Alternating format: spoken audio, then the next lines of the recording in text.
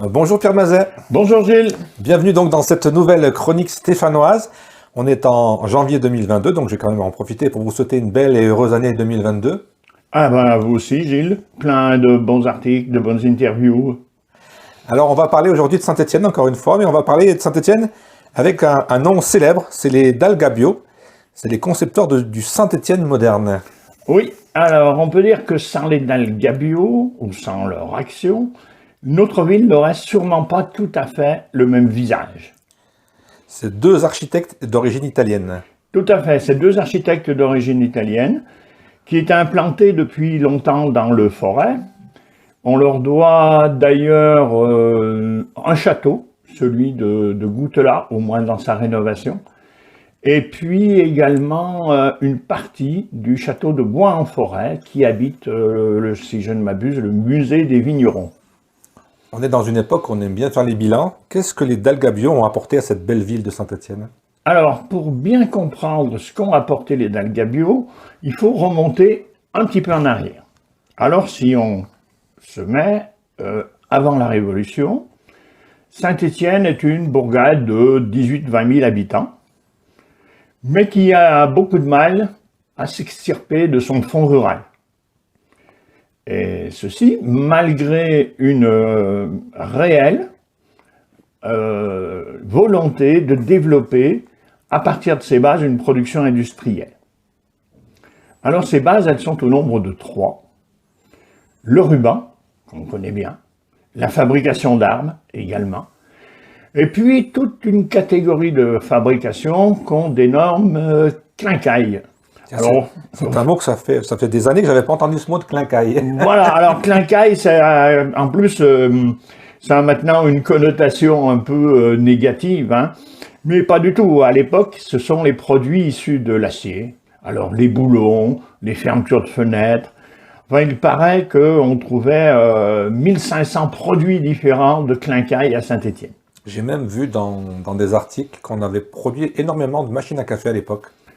Je suis pas... Si, vous savez, où on tournait oui, pour, exact, à la main. c'est des dérivés des produits. Mais Saint-Étienne a un problème. Vous voyez, on est entouré de collines, c'est son enclavement. Et les élites locales, qui ont bien conscience du potentiel de développement de la ville, essayent d'ouvrir.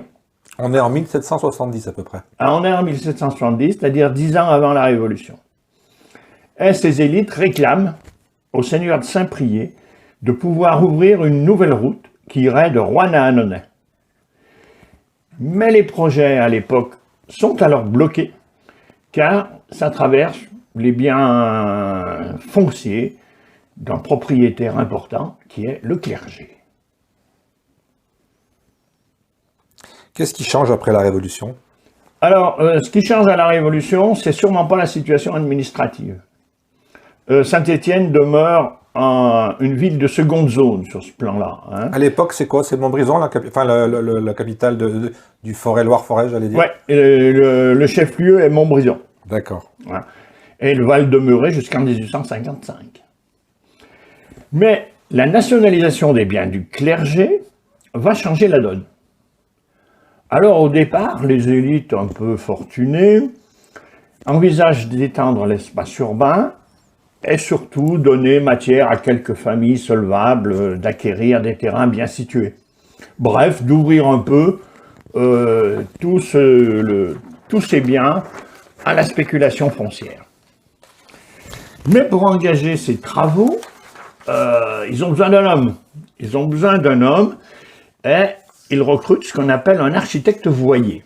Alors, le terme, bien entendu, aussi est devenu un peu désuet, mais c'était l'homme à tout faire de j'allais dire, de la gestion de l'espace urbain. Il délivrait les permis de construire, les contrôlait, il était responsable des assainissements, des réseaux, etc. Et la ville va faire un bon choix. Elle recrute donc Pierre-Antoine Dalgabio. Eh oui, elle recrute Pierre-Antoine Dalgabio et ce choix est décisif. Alors, c'est un architecte italien et qui est là depuis une vingtaine d'années. Il est né dans le Piémont, C'est un homme imprimé de culture néoclassique. Et il a l'avantage, il voit bien au-delà de ce que les élus ont pensé. Il veut créer la ville du futur.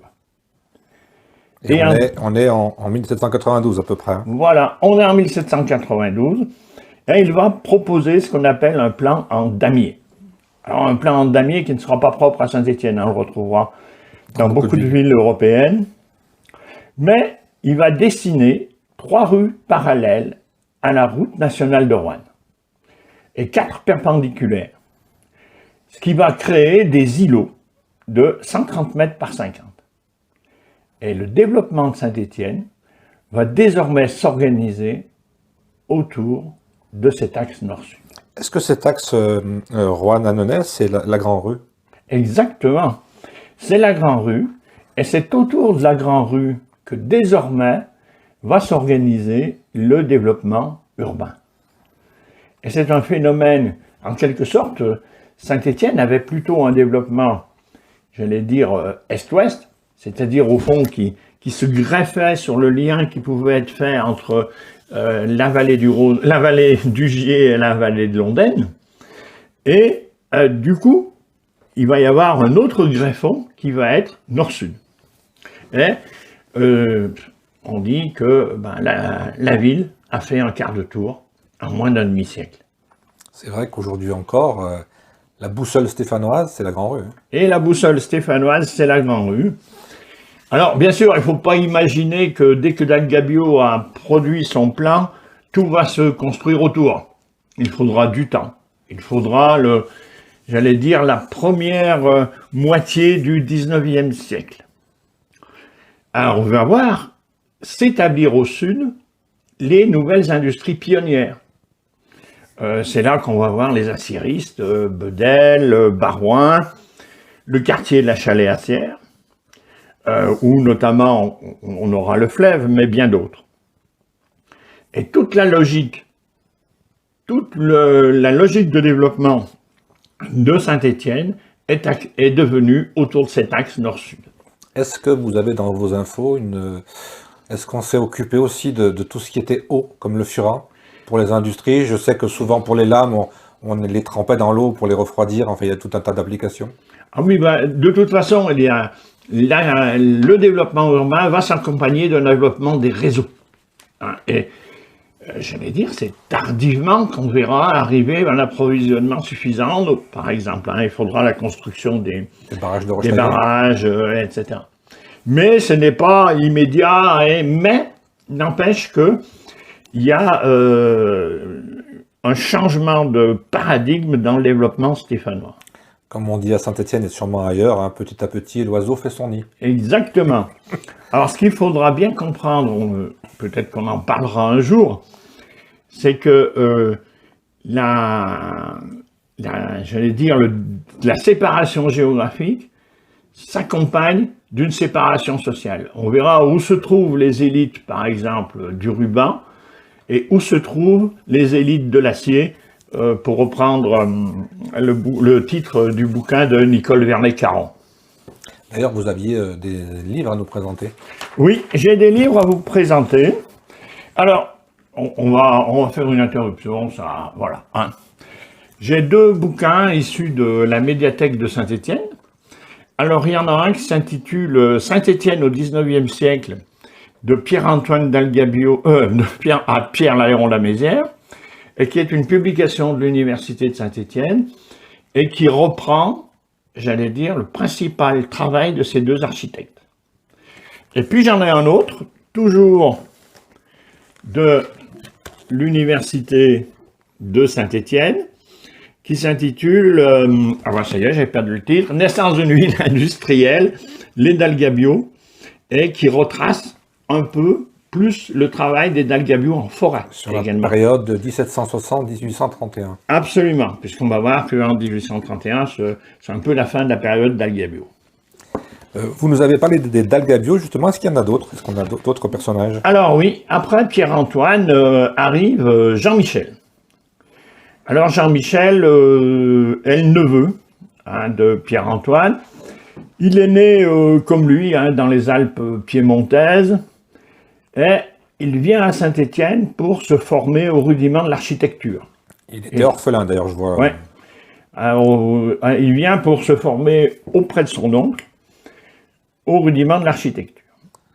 Et il complète sa formation en suivant des écoles prestigieuses, le cours des Lépines à Paris ou l'Académie des Beaux-Arts à Milan.